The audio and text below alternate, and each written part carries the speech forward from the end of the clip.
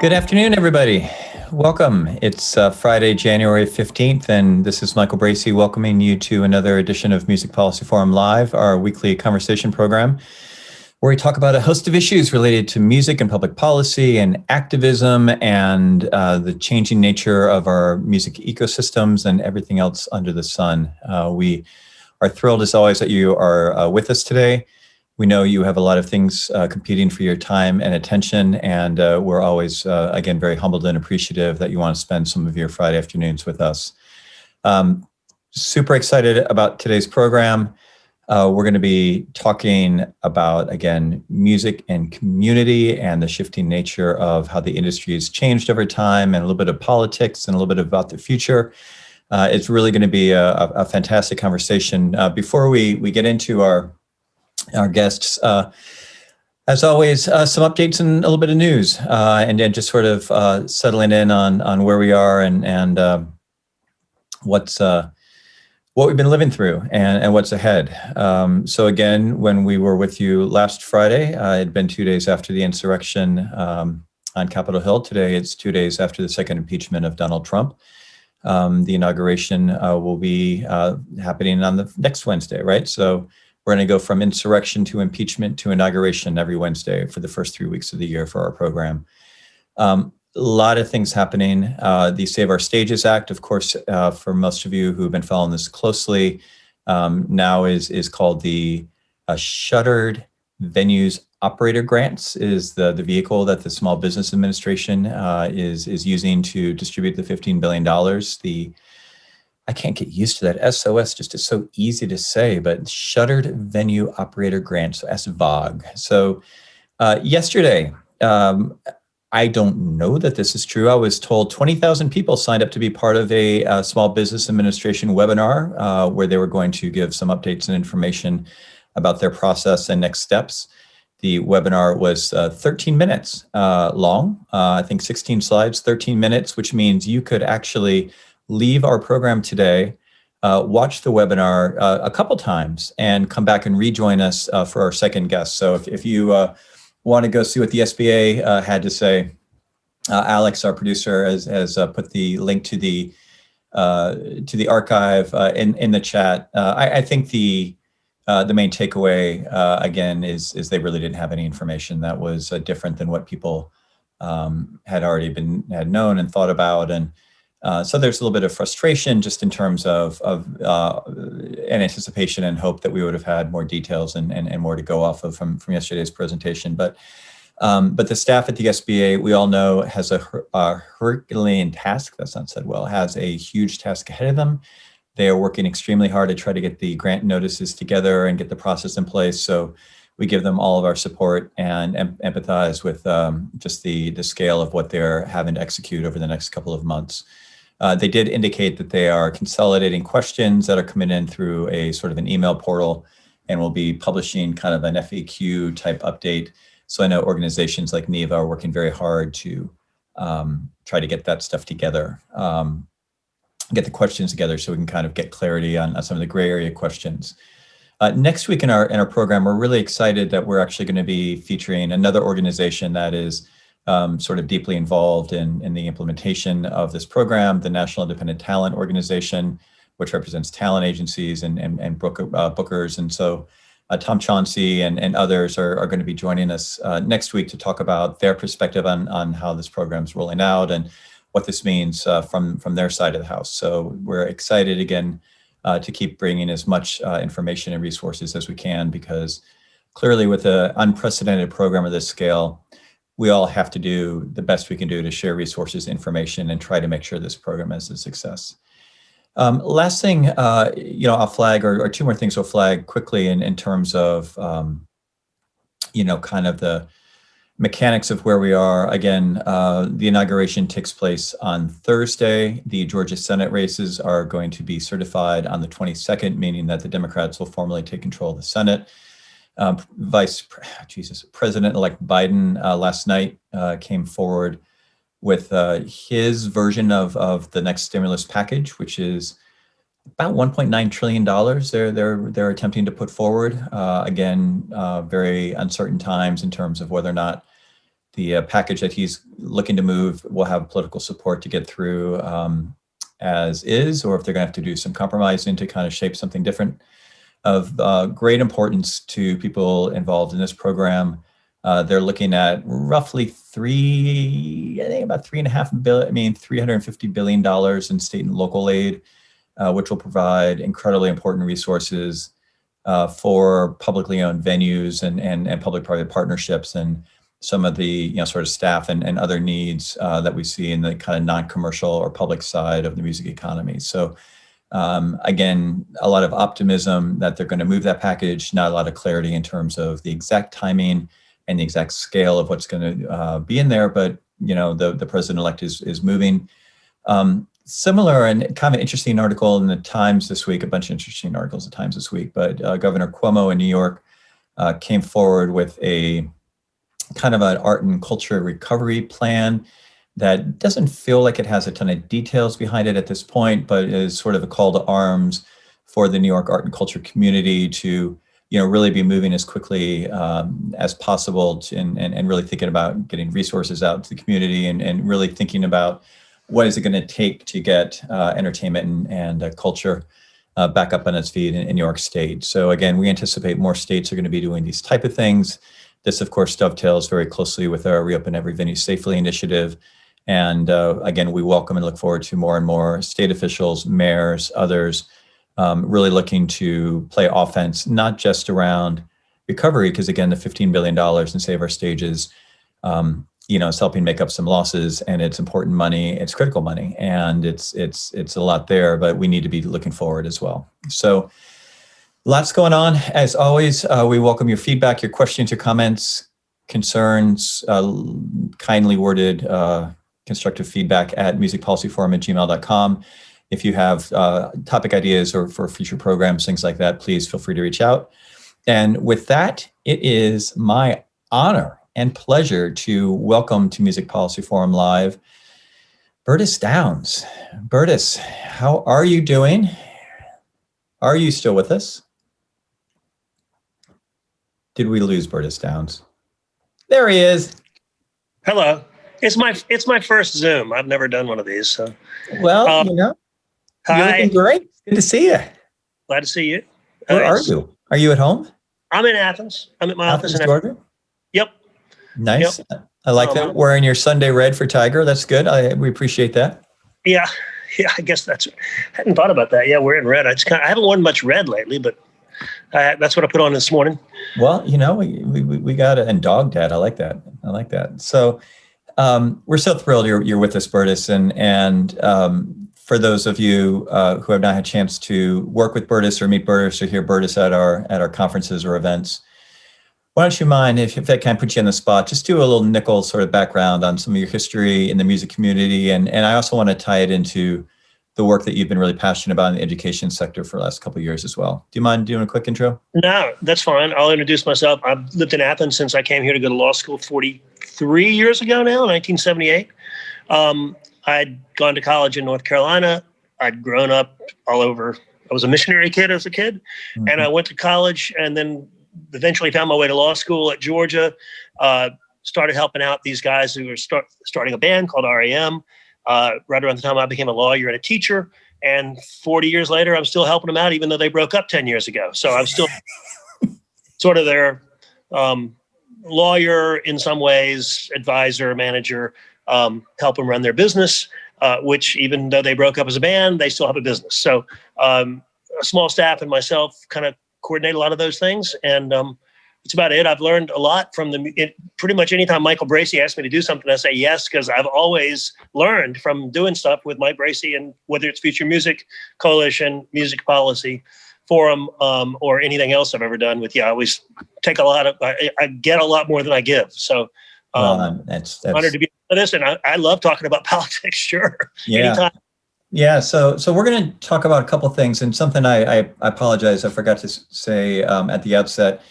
If anybody, don't feel obligated, but anybody wants to introduce himself in the chat, we love to see who's in here and where you're coming from.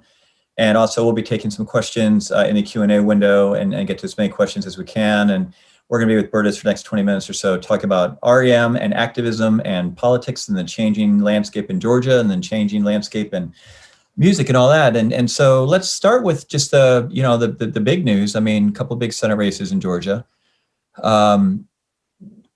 Let's just, try to do a thought experiment. And let's say it's November 2019, pre-COVID, pre a lot of this stuff.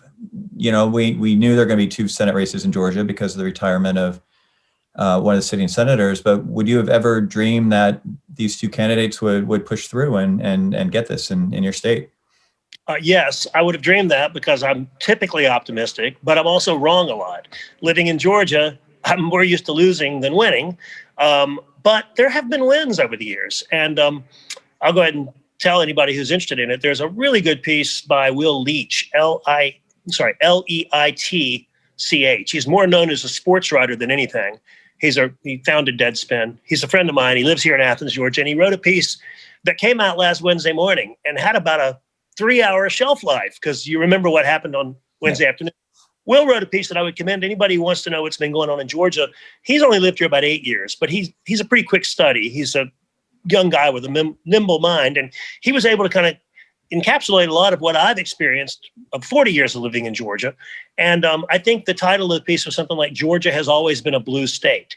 Mm-hmm. And that's a provocative title. It's, but it's worth going and checking out. Somebody can probably find it and put it in the comments. But he did a pretty good job, I feel like, of really, Georgia's always had, like most states, it's not one way or the other. It's a mixture of two very strong strains. And I live in Athens, which has always been the cliched, liberal oasis, blue oasis in a red state. So many states are like this. And more, the changing demographics, the key in the last election was the loss by Stacey Abrams in 2018, when she lost very narrowly. Practically margin of error kind of stuff. A lot of disputes of how that whole election went down. Stacey is a very,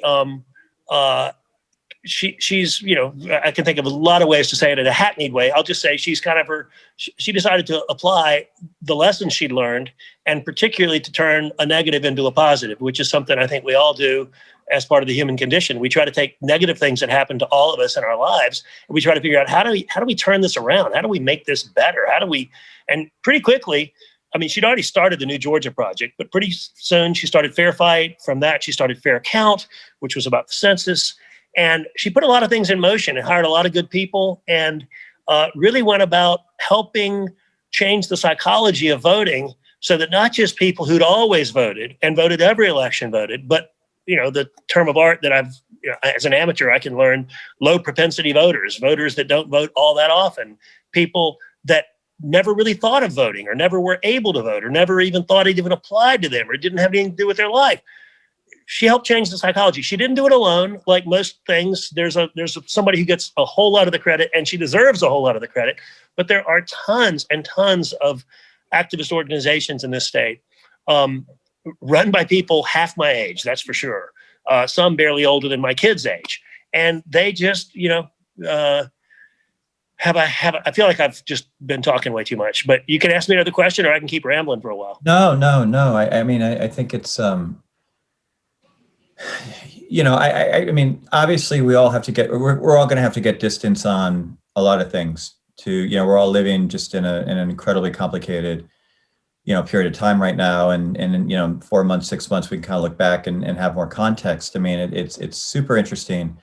Oh, and thanks to Jordan Stepp for putting the Will Leitch piece into the, it's worth checking. We've seen a bunch of factors, and I want to pull the conversation back to music a little bit, or a lot, because that's what we're supposed to be talking about. But certainly we've seen, my state of Virginia, go from being, pretty hard red to being purple to now be solidly blue. We've seen that in Colorado. Yep. You had the sister, situation this year with Georgia and Arizona going, the S2 Sunbelt states going through the same conversation. And I part of it makes, and one of the reasons I really want you to join us today, Bertis, beyond the Georgia piece, is, we're living through this sort of transformation of how artists are, sort of, public focused and public centered in terms of everything they do. For most artists, are like their life is an open book, because it's on social, it's on Instagram, it's embedded on YouTube.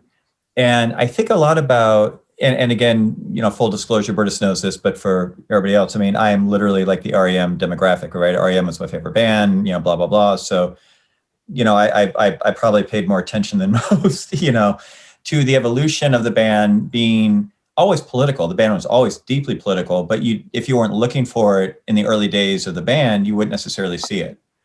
And it feels like the band went through an evolution over a period of 10, 15 years to feel like they had not only an opportunity, but sort of an obligation to try to speak and try to, be in conversations that a lot of other bands and other artists maybe were not as comfortable doing.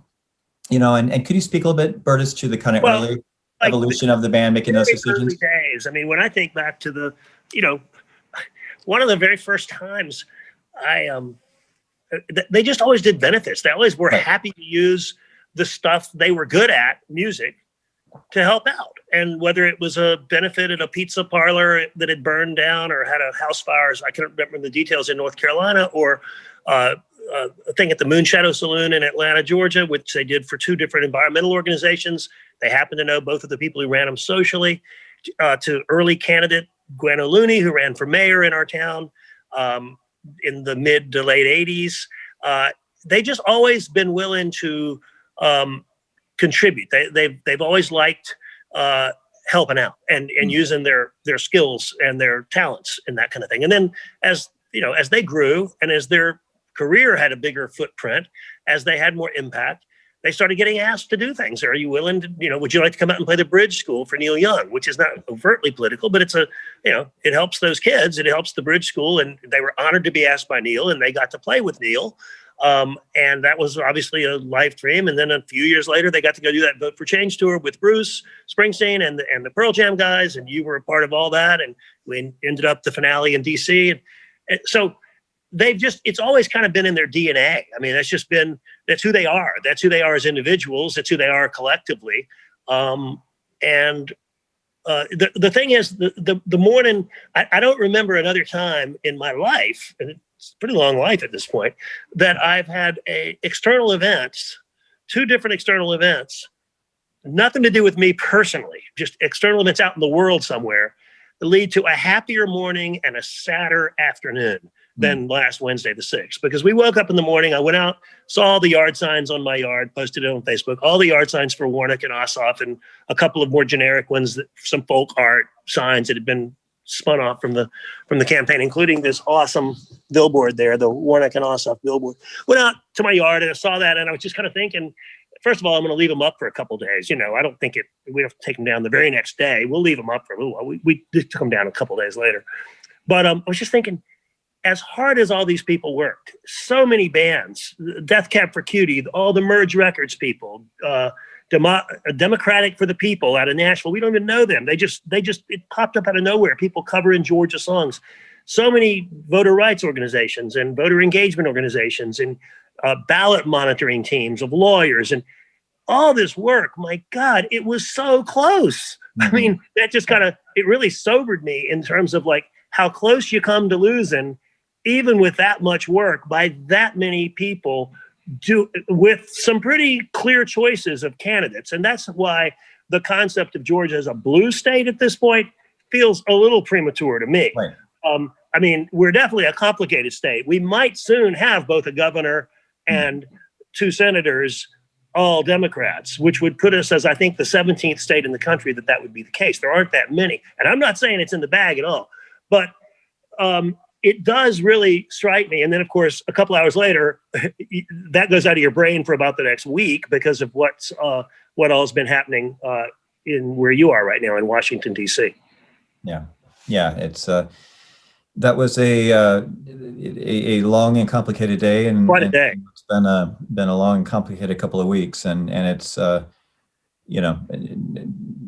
little Michael, I got it's quite a thing to wake up this morning and check the weather for next Wednesday to see it's going to be 50 degrees and sunny and know that nobody's going to be on the mall. Well, I got over being disappointed about not being there because in my voting life, I've only had 3 Democrats win, and they were Obama. They were Clinton in 92. I got to come to the inauguration. That was really fun, January of 93. Obama, 08. I got to come to the inauguration with my little kids. At that point, they were little. Now they're big. And that was really fun. So I've had it booked for a long time to come to the inauguration. And as of, early this week, I decided once Muriel Bowser said, don't come.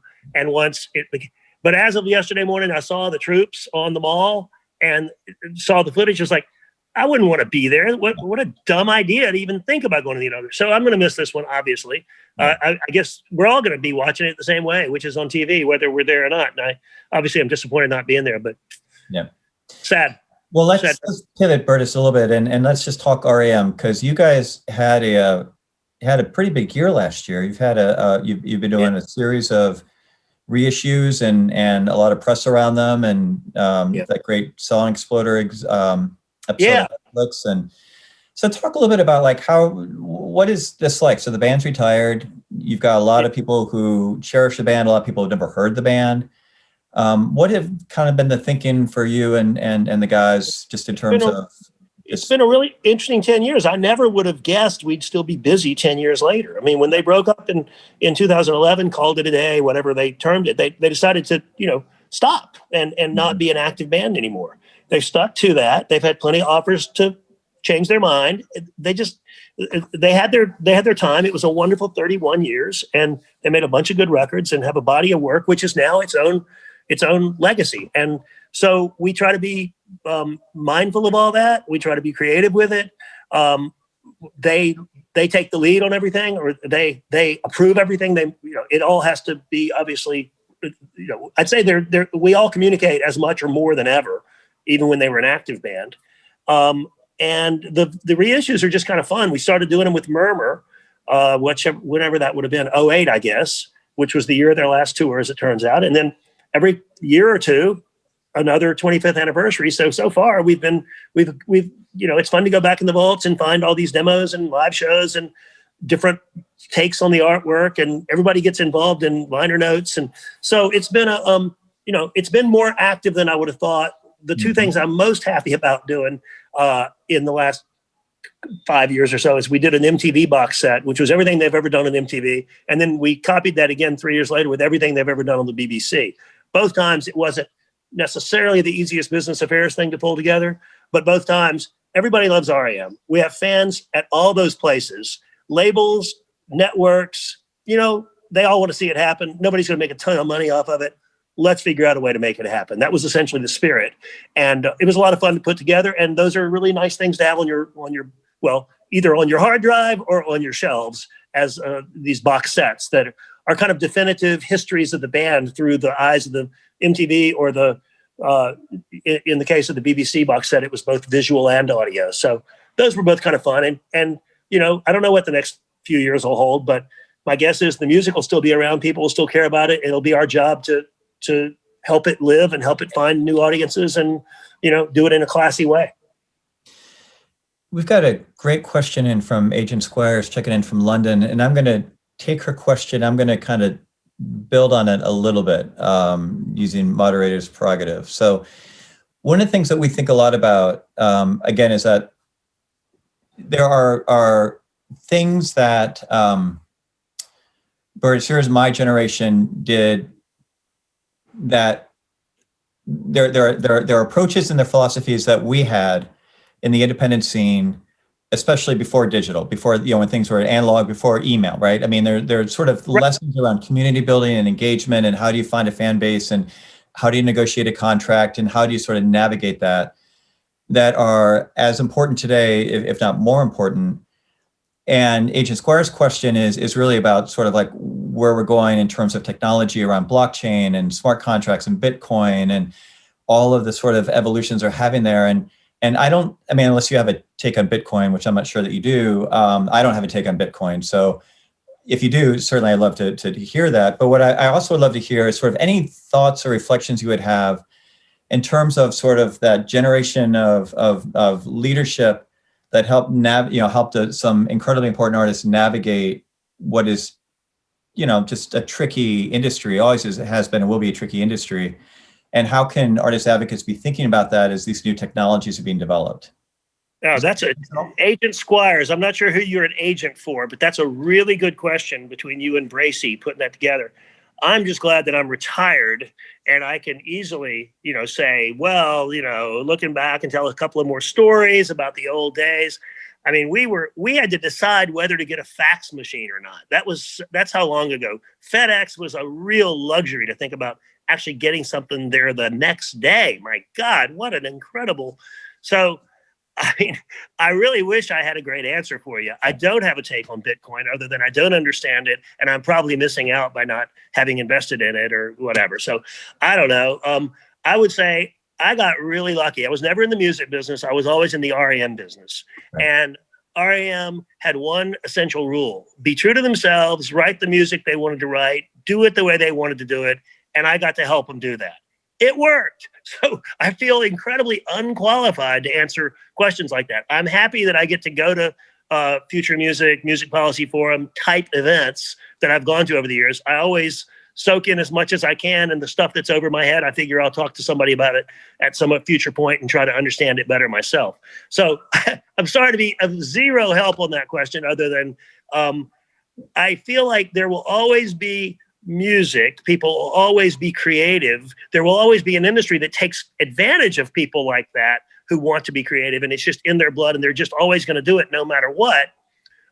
But people are going to figure out a way to make it work as a career, or at least some of them are. What's the challenge, and what I think you started 20 years ago, Michael, or more, is that middle class of the working class. How do you, whether you win the lottery or not, and you probably don't, how do you piece together an actual working class, middle class life with music as your main source of income? It's harder and harder question, even with the proliferation of music that's out there. Yeah. Terrible answer. Bertis, and I do, you're incredibly humble, and that's one of the reasons we like you so much. But I think one of the things I worry a lot about, or I'm concerned a lot about, is that, again, as we have new technologies, a new industry, new demands on artists, new ways of communicating, all these things are incredibly overwhelming, and there's so much possibility and so much,